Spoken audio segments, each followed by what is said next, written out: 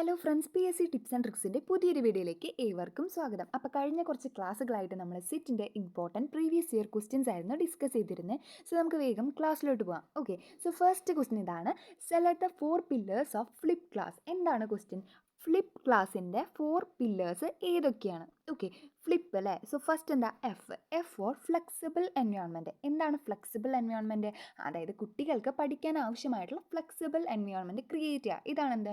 Flip ക്ലാസിൻ്റെ first pillar. അപ്പോൾ എന്താണ്? എഫ് എന്ന് പറഞ്ഞു കഴിഞ്ഞാൽ ഫ്ലെക്സിബിൾ എൻവയോൺമെൻറ്റ്. ഓക്കെ അല്ലേ. ദെൻ എൽ എന്ന് പറഞ്ഞു കഴിഞ്ഞാൽ ലേണിംഗ് കൾച്ചർ ഷിഫ്റ്റ്. എന്താണ്? Learning culture shift.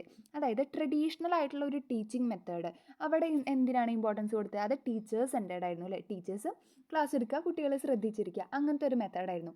പക്ഷെ അതിൽ നിന്ന് ടീച്ചർ സെൻറ്റേർഡ് മെത്തേഡിൽ നിന്ന് സ്റ്റുഡൻറ്റ് സെൻറ്റേർഡ് മെത്തേഡിലേക്കുള്ള ഒരു കൾച്ചർ ഷിഫ്റ്റ്. ഇതാണ് എന്താ? ലേണിംഗ് കൾച്ചർ ഷിഫ്റ്റ് കൊണ്ട് ഉദ്ദേശിക്കുന്നത്. അപ്പോൾ ഫ്ലിപ്പ് ക്ലാസ് റൂമിൻ്റെ പ്രത്യേകത എന്താ? അവിടെ ടീച്ചർ സെൻറ്റേർഡ് ആണോ? അല്ല, അവിടെ സ്റ്റുഡൻസിനാണ് ഇമ്പോർട്ടൻസ്. സ്റ്റുഡൻറ്റ് സെൻറ്റേർഡ് ലേണിംഗ് ആണ് അവിടെ പ്രൊവൈഡ് ചെയ്യുന്നത്. അപ്പോൾ ഫ്ലിപ്പ് ക്ലാസ് റൂം എഫ് എന്ന് പറഞ്ഞു കഴിഞ്ഞാൽ ഫ്ലെക്സിബിൾ എൻവയോൺമെൻറ്റ്, എൽ എന്ന് പറഞ്ഞു കഴിഞ്ഞാൽ ലേണിംഗ് കൾച്ചർ ഷിഫ്റ്റ്. ക്ലിയർ അല്ലേ? ദെൻ ഐ എന്ന് പറഞ്ഞു കഴിഞ്ഞാൽ ഇൻറ്റൻഷണൽ കണ്ടൻ്റ് ആണ്. എന്താണ് ഇൻറ്റൻഷണൽ കണ്ടൻറ്റ്?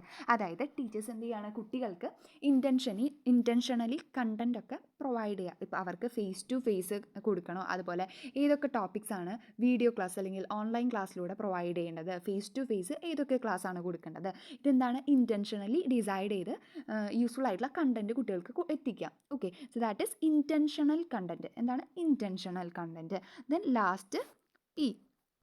സോ എന്താണ് പി എന്ന് പറഞ്ഞു കഴിഞ്ഞാൽ? Professional educator. പ്രൊഫഷണൽ എഡ്യൂക്കേറ്റേഴ്സ് ആയിരിക്കണം എന്തിൻ്റെ പ്രത്യേകത? ഫ്ലിപ്പ് ക്ലാസ് റൂമിൻ്റെ. അതായത് ടീച്ചേഴ്സ് അവിടെ വെറും ലെക്ചേഴ്സ് ആയിട്ടല്ല, ഒരു ഗൈഡ് അല്ലെങ്കിൽ സപ്പോർട്ടർ, ഫെസിലിറ്റേറ്റർ ഒക്കെ ആയിട്ടാണ് ആരുണ്ടാവുക? ടീച്ചേഴ്സ് ഉണ്ടാവുക. അതായത് പ്രൊഫഷണൽ എഡ്യൂക്കേറ്റേഴ്സ് ആണ്. അപ്പോൾ നമ്മൾ പഠിച്ചില്ലേ എന്താണ് ഈ ഫ്ലിപ്പ് ക്ലാസിൻ്റെ 4 പില്ലേഴ്സ് എന്ന്? ഏതൊക്കെയായിരുന്നു? എഫ് എന്ന് പറഞ്ഞു കഴിഞ്ഞാൽ ഫ്ലെക്സിബിൾ എൻവയോൺമെൻറ്റ്, ദെൻ എൽ എന്ന് പറഞ്ഞു കഴിഞ്ഞാൽ learning culture shift. Flexible environment, learning culture shift. I എന്ന് പറഞ്ഞാൽ എന്താ? ഇൻറ്റൻഷണൽ കണ്ടൻറ്റ് അല്ലേ. Intentional content. പി എന്ന് പറഞ്ഞു കഴിഞ്ഞാൽ പ്രൊഫഷണൽ എഡ്യൂക്കേറ്റേഴ്സ്. പഠിച്ചില്ലേ? ഓക്കെ, സോ നമ്മുടെ ആൻസർ എന്താ വരിക? യെസ്, അത് ഓപ്ഷൻ എ ആണ്. Flexible environment, learning culture shift, intentional content, അതുപോലെ തന്നെ പ്രൊഫഷണൽ എഡ്യൂക്കേറ്റർ. അപ്പോൾ ഫ്ലിപ്പ് ക്ലാസ് റൂം എന്താണെന്നും അതിലെ ഓരോ ടേംസും എന്താണെന്നും എല്ലാവർക്കും ക്ലിയർ ആയെന്ന് വിചാരിക്കണം. സോ നമുക്ക് അടുത്ത ക്വസ്റ്റ്യനിലോട്ട് പോവാം. Okay, the desire to avoid culture change is known as the desire to avoid cultural change is known as. അപ്പോൾ കൾച്ചറൽ ചേഞ്ച് ഒക്കെ അവോയ്ഡ് ചെയ്യാനുള്ള ആ ഡിസയറിന് നമ്മൾ പറയുന്ന പേരെന്താണ്? അത് കൾച്ചറൽ ഇനേർഷ്യയാണ്. എന്താണ്? Cultural inertia. അപ്പോൾ ഈ കൾച്ചറൽ ഇനേർഷ്യ എന്ന് പറഞ്ഞാൽ എന്താ? ഒരു കൾച്ചറൽ ചേഞ്ചിനോടൊക്കെ അത്ര ഒരു റെസിസ്റ്റൻസ് അല്ലെങ്കിൽ അത് മാറ്റങ്ങളോട് പൊരുത്തപ്പെടാനോ ഒക്കെയല്ല. ഈ ഒരു അവസ്ഥയാണ് എന്ത്? കൾച്ചറൽ ഇനേർഷ്യ എന്ന് പറയാം. എന്താണ്? Cultural inertia. ഏതൊരു അവസ്ഥയിലാണോ അതേ അവസ്ഥയിൽ തന്നെ തുടരാനുള്ള ആ ഒരു ഇൻട്രസ്റ്റ്. ഇതാണെന്ത്? ഈ കൾച്ചറൽ ഇനേർഷ്യ. ചേഞ്ചിനോടൊന്നും അവർക്ക് അത്ര ഇൻട്രസ്റ്റ് ഇല്ല, ഡിസയർ ഇല്ല. Okay, so that is cultural inertia. Okay അല്ലേ. ഇനി കൾച്ചറൽ ലാഗ് എന്ന് പറഞ്ഞാൽ എന്താ? അതായത് ഒരു ലാഗ് അല്ലെങ്കിൽ ഒരു ഡിലേ ഉണ്ടാവുക അല്ലേ. കൾച്ചറൽ ചേഞ്ചിൽ ഒരു ഡിലേ, അതിനെയാണ് ഈ കൾച്ചറൽ ലാഗ് എന്ന് പറയാം. അക്കൾച്ചറേഷൻ എന്ന് പറഞ്ഞാൽ എന്താ? അത് വേറൊരു കൾച്ചറിൻ്റെ ഒരു എലമെൻസ് ഒക്കെ എന്ത് ചെയ്യുക? നമ്മളതൊക്കെ ഉൾക്കൊള്ളുക അല്ലെ, അഡോപ്റ്റ് ചെയ്യുക. ഇപ്പോൾ ഒരു എക്സാമ്പിൾ പറയുകയാണെങ്കിൽ ഇപ്പോൾ വെസ്റ്റേൺ ഡ്രസ്സസൊക്കെ നമ്മൾ ഇന്ത്യൻസ് കൂടുതലായിട്ട് യൂസ് ചെയ്യുന്നില്ല, അവരുടെ കൾച്ചേഴ്സ് കൂടുതലായിട്ട് നമ്മൾ എന്ത് ചെയ്യുക? അഡോപ്റ്റ് ചെയ്യുന്നുണ്ട് അല്ലേ. ഇതൊക്കെ എന്താണ്? അക്കൾച്ചറേഷനാണ്. എന്താണ്? അക്കൾച്ചറേഷൻ.